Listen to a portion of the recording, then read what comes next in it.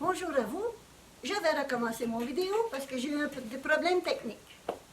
Je vais vous dire je vous souhaite une belle journée et plutôt une belle soirée parce qu'on est rendu déjà à 5 heures. Je voudrais vous dire qu'aujourd'hui, je veux vous parler concernant les épreuves où Dieu a libéré. Lorsqu'on était jeune, au début de notre commerce, nous avons rentré dans notre commerce un bon matin, un lundi matin. Mon mari s'est aperçu qu'il n'y avait plus d'outils. On s'avait fait voler complètement nos outils. Là, dans un état comme ça, là, tu dis, qu'est-ce qui se passe, comment ça se fait qu'on s'est fait voler? Alors là, on se dépêche d'appeler les policiers pour venir faire un rapport concernant nos outils.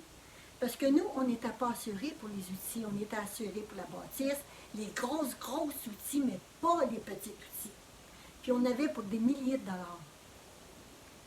Alors le policier vient faire son rapport.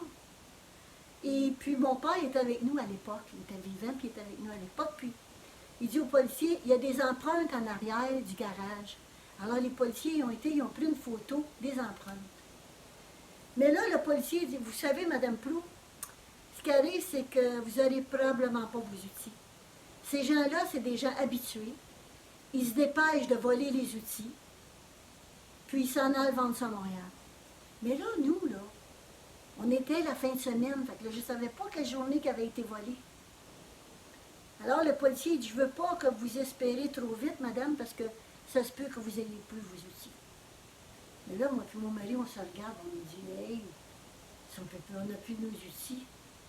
Alors, on a dit, ben garde, ce qu'on va faire, c'est qu'on va faire paraître une annonce dans la voie de l'Est avec une récompense, que si quelqu'un peut dire quelque chose, qu'on puisse avoir nos outils. Là, ce qui est arrivé, c'est qu'on a fait paraître l'annonce pour le lendemain matin. Et puis, là, on a dit, garde, on va y aller étape par étape. Là, mon mari, il a appelé un monsieur qui vend des outils neufs, qu'on avait acheté d'ailleurs de lui. Là. Puis là, on lui a dit que nos outils avaient été volés, puis qu'on avait besoin d'outils nouveaux. Mais c'est des milliers de dollars, ça. Puis là, le vendeur d'outils nous répond, vous savez, mais je ne veux pas vous décourager, il a dit comme les policiers. Tes outils, il dit, tu les auras plus. Comment j'aurais pu? Non, il dit, tu les trouveras plus, là. Mais là, on a dit, regarde, on achète encore des outils, là. Mais si on les retrouve, nos outils, tu vas-tu nous donner notre argent? Alors, le monsieur dit, oui, je vais vous donner votre argent, mais vous ne les aurez pas parce que dans toute ma vie, j'ai jamais vu un garage revoir ses outils quand il a été volé. Ah, ben ça, vous savez, hein, quand on a le Seigneur dans les buts, c'est pas pareil. Hein? Alors là, ce que j'ai fait, c'est qu'on a acheté des outils pour que mon mari puisse continuer, là, parce que là, c'était un lundi, puis il fallait travailler, on avait de l'ouvrage, on avait tout ce qu'il fallait. Alors là, on commence à travailler, mais entre ça, là, on attend, voir si on est pour avoir des appels concernant nos fameux outils qui arrivaient, qui étaient perdus, puis qu'on ne savait pas quoi faire. Alors, ça faisait 2 jours de ça, puis là, à un moment donné, moi et mon mari, on s'est mis à prier, même le même soir, c'est sûr, là. Mais le lendemain, on a dit au Seigneur, Seigneur, il faut que tu fasses de quoi, là? Parce qu'on n'a pas les moyens de perdre de la grosse argent comme ça. Viens à notre secours, Père. Même si c'est du matériel, Dieu vient à notre secours. Il voit dans toutes les petites choses qu'on a besoin.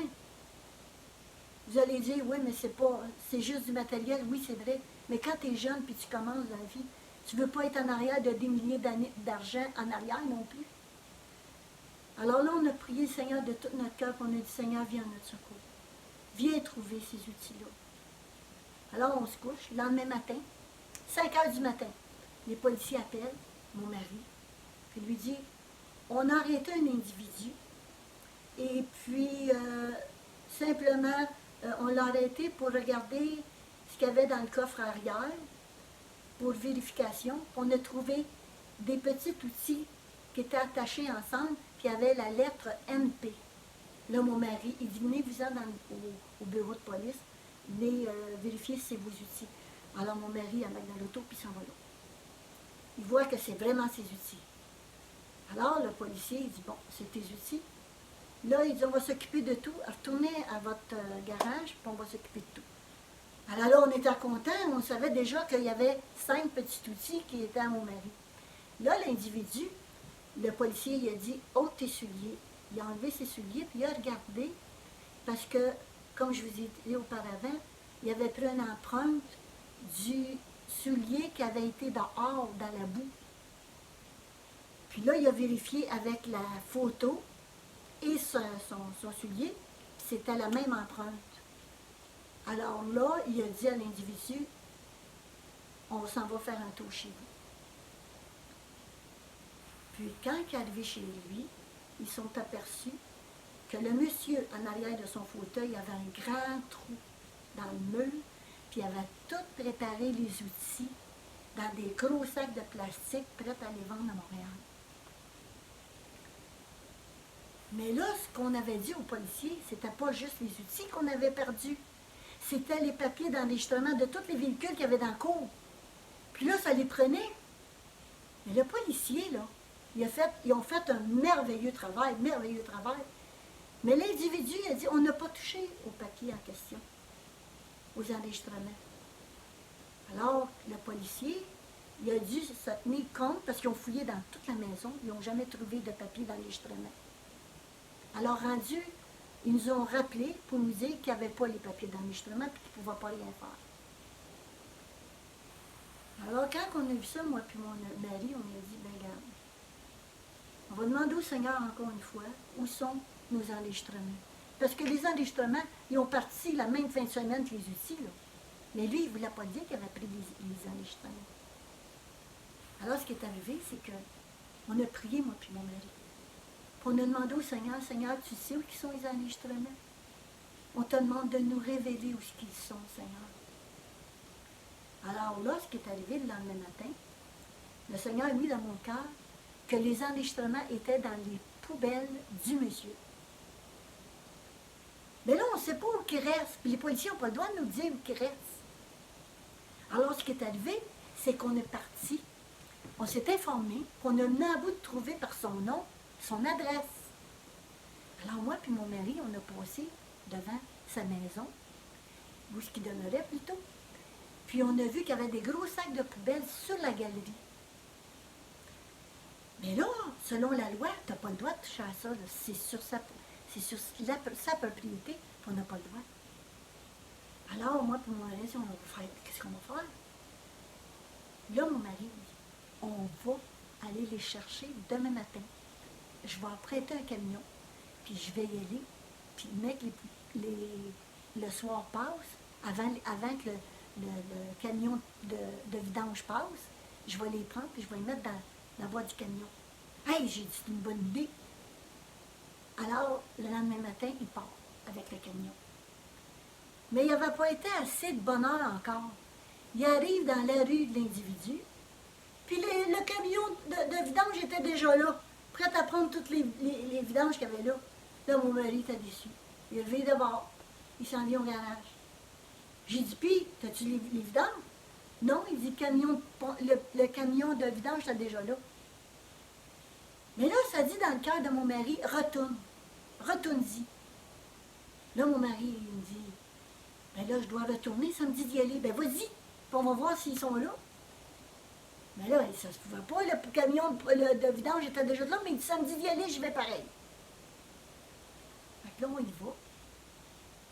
Ben pas moi, mon mari, parce que moi, j'étais au garage, on était juste deux. Puis là, il y va. Mais les 2 sacs de vidange étaient restés sur le bord. Le camion de vidange n'avait pas pris les vidanges où le monsieur avait arrivé trop tard pour les mener. Alors mon mari prend un sac, il met ça dans le boîte du camion, puis là, il décolle. Il s'en vient au garage. Là, on rouvre les sacs de vidange. Écoutez, tous les papiers des véhicules étaient dedans. Il n'y en a pas manqué un. Ils étaient tous là. Gloire à Dieu. Mais ce que je veux vous emmener, là, c'est que dans l'histoire de ça, c'est que l'individu en question avait mis une lettre dans les vidanges. Savez-vous de quoi parlait la lettre? il demandait à Satan de lui donner le pouvoir. Il demandait à Satan de lui donner le pouvoir. Puis cet individu-là, au lieu de demander à Dieu parce qu'il ne connaissait pas, il pensait que Satan pouvait lui donner une force. Mais par exemple, la différence, ça dit dans 1 Jean 4,4, si, petit enfant, vous êtes de Dieu et vous avez vaincu parce que celui qui est en vous est plus grand que celui qui est dans le monde. Celui qui est en moi est plus grand que celui qui est dans le monde, dit sa parole. Gloire à Jésus. Puis là, quand on regardait ça, là, j'ai dit, wow! Merci Seigneur. Si Dieu est pour nous, qui sera contre nous, dit sa parole. Si Dieu est pour nous, qui sera contre nous, dit Romains 8, 31. Vous savez, quand on aime le Seigneur, des fois on a des épreuves et on dit, pourquoi je vis ça? Pourquoi Seigneur tu permets que je vive une situation comme ça, quand tu sais qu'on te sert, quand tu sais qu'on t'aime, quand tu sais qu'on fait notre possible, Seigneur, puis on les vit sur le moment, là, souvent, là. C'est un manque de sagesse de notre part. On est humain, on n'est pas divin. On fait notre possible. Puis là, on est stressé parce que moi et mon mari, on travaille toujours vite, on fait tout vite, on fait toujours tout. Puis là, rendu au soir, le Seigneur vient à notre secours. On est épuisés, on est fatigués. On vit tous des moments difficiles. Vous allez dire que c'est juste du matériel, c'est vrai. C'est vrai. C'est juste du matériel. Mais, quand tu es jeune, puis tu commences dans la vie, tu ne veux pas être retardé de des milliers de dollars en arrière. Tu veux vivre tes moments que tu as, parce que Dieu t'a donné la force, il t'a donné un commerce, tu as travaillé pour le gagner. J'étais toute jeune, mettais tout mon argent de côté pour acheter un terrain. Puis le terrain n'était même pas commercial, puis on l'a fait changer avec la ville. On l'a demandé, ça a été changé. Quand on voit tous les moments qu'on fait pour bâtir quelque chose, puis que tu vois qu'à cause d'un individu qui veut demander sa force à Satan, hey, la force est en Jésus. Il a vaincu le monde.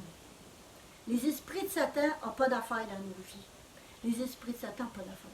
C'est le nom de Jésus-Christ de Nazareth, le Dieu le Tout-Puissant, l'Esprit de Dieu, le Dieu de Nazareth. Oh, alléluia. Vous savez, si je vous conte cette histoire-là, c'est pour ça que je vous conte toutes ces histoires-là.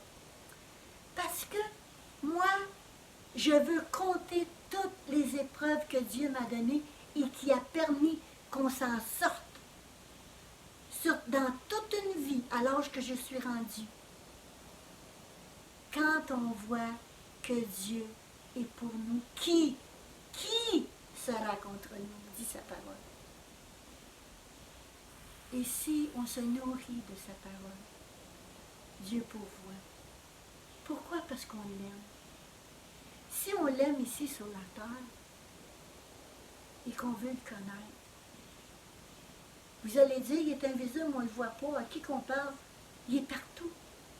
Vous allez le sentir dans votre cœur si vous donnez votre vie à Jésus. Parce que si vous donnez votre vie à Jésus, votre vie va être transformée. Et si la personne qui nous a déjà volé ces outils-là entend la vidéo, je veux dire à cette personne que tu t'es trompé de nom. Il fallait que tu demandes à Jésus-Christ de t'aider à changer ta vie. Il fallait que tu demandes à Jésus de venir laver tes péchés. Et je veux prier pour tous ceux et celles qui vivent des moments difficiles, qui n'est pas matériel, qui est physique à cause de la COVID, qui est spirituellement, moralement, physiquement. Il y en a qui ont perdu leur emploi. Il y en a qui vivent des choses tellement difficiles. Donc aujourd'hui, on a su que celui qui nous a mariés, le pasteur est parti rejoindre le Seigneur. Ça, c'est pas une grosse peine, parce qu'il a vécu sa vie pour servir le Seigneur, puis il est parti avec lui. Mais par contre, je voudrais demander des prières pour son fils, Jacques, qui est présentement à l'hôpital aux soins intensifs. Il a la COVID. J'aimerais prier pour tous ces gens-là, tous les gens qui vivent des choses difficiles.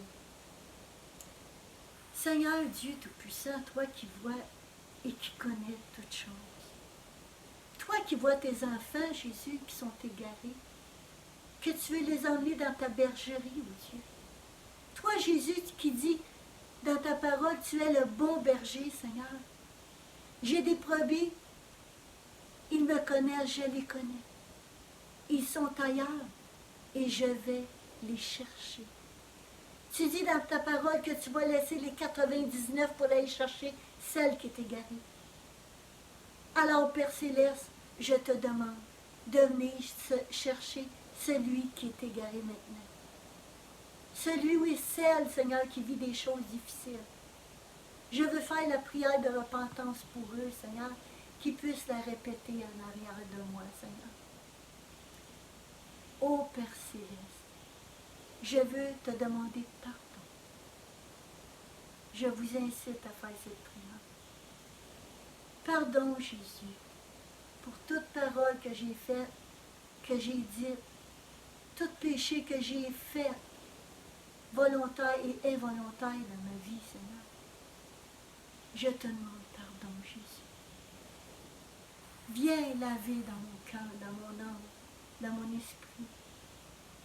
Viens enlever toute chose qui n'est pas de toi. Je veux te connaître, Jésus. Je te demande de rentrer dans mon cœur. Afin que mon nom soit écrit dans ton livre de vie. Et que tu transformes ma vie, Seigneur, totalement. Que j'apprenne à te connaître. Que j'apprenne à sentir ta présence, Seigneur, dans ma vie. Oh Jésus, sans toi, je ne suis rien. Non. Sans toi, Jésus, je ne suis rien. Merci, Seigneur, pour tous ceux qui a fait la prière, Seigneur, avec moi, et qui va probablement la répéter. Et Jésus, je veux te dire merci, parce que tu vas prendre soin de Jacques, qui est présentement à l'hôpital, Jésus. C'est toi qui décides de sa vie, oh Dieu. C'est toi qui décides de notre vie, Père. Parce qu'on passe notre vie à savoir qu'un jour on va te rejoindre pour l'éternité, pour toute l'éternité. Je te dis merci, Seigneur.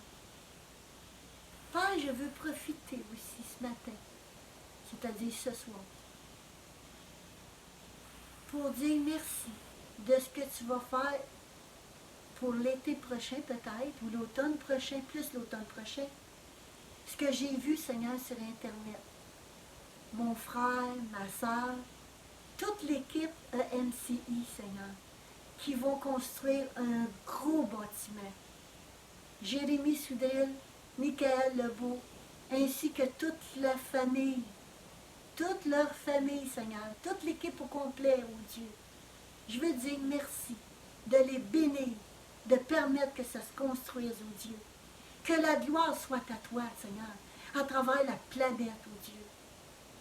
Oh Seigneur, je te demande de donner la sagesse.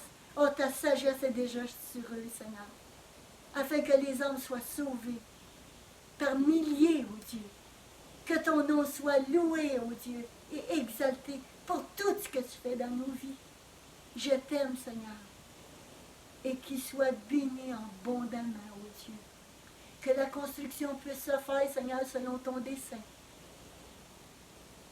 Et que tous les matériaux qui vont être utilisés pour ça, Seigneur, soient purifiés, sanctifiés, Seigneur, par toi. Oh, Seigneur, je veux te dire merci pour tout ce qui va arriver dans le futur. Un jour, je vais être avec toi, Seigneur, puis je te demande, oh Dieu, que toute personne qui travaille pour toi dans cette ville, à Granby, soit béni de toi, Seigneur, afin que les âmes soient sauvées. Qu'on soit béni de toi, oh Dieu. Amen et amen.